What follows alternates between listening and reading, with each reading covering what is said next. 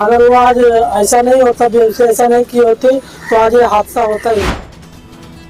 एक बार फिर मीरा भाईंदर महानगर पालिका अपने कारनामों से सुर्खियों में है। जी हाँ, हम बात कर रहे हैं मीरा भाईंदर शहर के मनपा की। बता दें कि मनपा की लापरवाही के चलते एक मासूम की जान चली गई है। या जो आप गटर देख रहे हैं, इसी में गिरकर एक मासूम बच्चे की मौत हो गई है।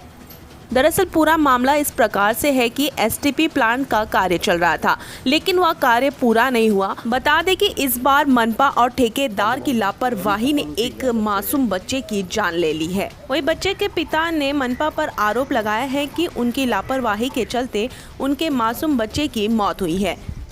हादसा सब लापरवाही बीएमसी का। क्या हुआ था? मेरा बच्चा खेलने गया था।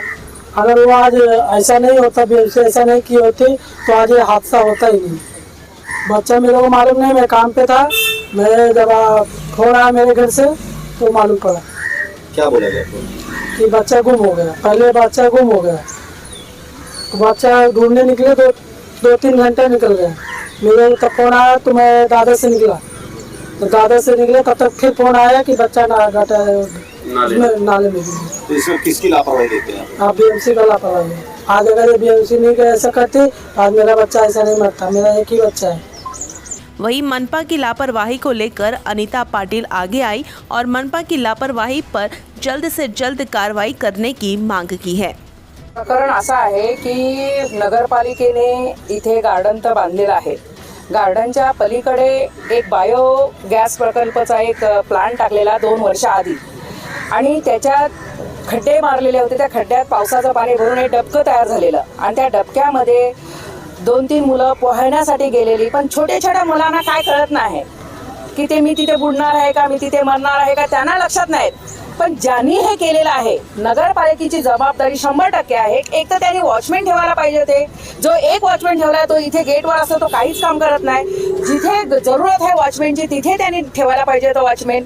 गेल्या 2 वर्ष आधी ते खड्डा असताना मी पाठपुरावा करून तिथे 2 वॉचमॅन ठेवलेले, काही एक इन्सिडेंट झाला नाही। पण या वर्षी काय झालं, आता सध्या नगरपालिकेला बॉडी नाही आहे, महापौर नाही आहे, नगरसेवक नसल्या कारणाने नगरपालिकाचा आयुक्तच बॉस आहे, आणि आयुक्तांना ही जबाबदारी स्वतःला घ्यायला पाहिजे का त्यांच्यामुळे हे इन्सिडेंट झालेला आहे। कारण तुम्ही गार्डन तर उघडलं, त्याच्यात खेळणी तर लावली, मुलं तर येणार, मग त्यांच्या सुरक्षेची जबाबदारी कोणाची आहे?